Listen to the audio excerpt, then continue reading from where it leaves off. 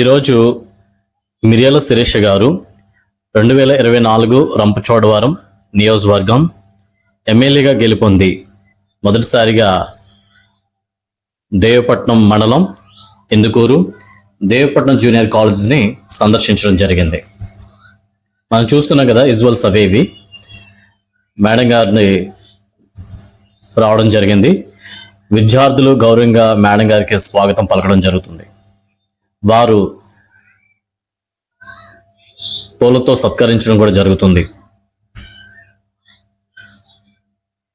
అదే సమయంలోని లోకల్ ఉన్న నాయకులు కాలేజీకి తీసుకువెళ్ళాలి, కాలేజీ యొక్క పరిస్థితులను చూపించాలని వారు కూడా మేడం గారికి, కాలేజీ యొక్క అధ్యాపకులు కూడా సపోర్ట్ చేయడం జరుగుతుంది. అదే సమయంలోని కాలేజీ యొక్క ప్రిన్సిపల్ సార్ కూడా మేడం గారికి గౌరవంగా స్వాగతం పలకడం జరిగింది.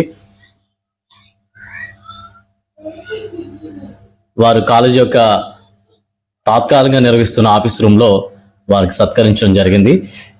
వెంటనే ప్రిన్సిపాల్ గారు కాలేజీ యొక్క శాశ్వత భవనం కావాలని ఎమ్మెల్యే గారికి ఒక దరఖాస్తు కూడా ఇవ్వడం జరుగుతుంది. ఈ యొక్క కార్యక్రమంలోని స్థానిక ఉన్న లీడర్లు, అదేవిధంగా కళాశాల యొక్క అధ్యాపకులందరూ కూడా పార్టిసిపేట్ చేయడం జరుగుతుంది.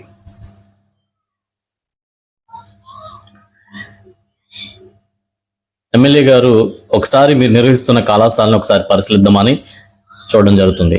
అయితే ఇది ఇందుకూరు హై స్కూల్ నందు ఇచ్చిన తాత్కాలికంగా, అంటే టెంపరీగా నిర్వహిస్తున్న జూనియర్ కాలేజ్. అసలు ఈ గదులకు కానీ ఇవన్నీ దాని యొక్క నిర్మాణం అనేది తాత్కాలిక మధ్యలో అయిపోయింది. ఎటువంటి విండోస్ కానీ డోర్స్ కానీ లేని గదుల్లోని విద్యార్థులకి కళాశాలలు నిర్వహించడం జరుగుతుంది. ఆ సమయంలోని విద్యార్థులు ఎమ్మెల్యే గారితో మాట్లాడుతూ వస్తున్నారు. మేడం గారు, మాకు సరైన కళాశాల లేకపోవడం వల్ల చాలా ఇబ్బంది పడుతున్నాం. అదేవిధంగా మౌలిక సదుపాయాలు కూడా లేవని ఎమ్మెల్యే గారికి వినిపించుకోవడం జరిగింది.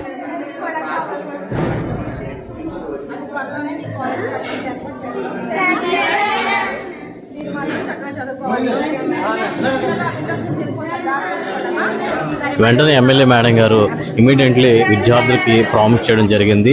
మీకు అతి త్వరలోనే శాశ్వతమైన కళాశాల నిర్మిస్తామని వాళ్ళకి వాగ్దానం చేయడం జరిగింది. దానికి వెంటనే విద్యార్థులు హ్యాపీగా ఫీల్ అవుతూ మేడం గారికి కృతజ్ఞతలు తెలియజేశారు.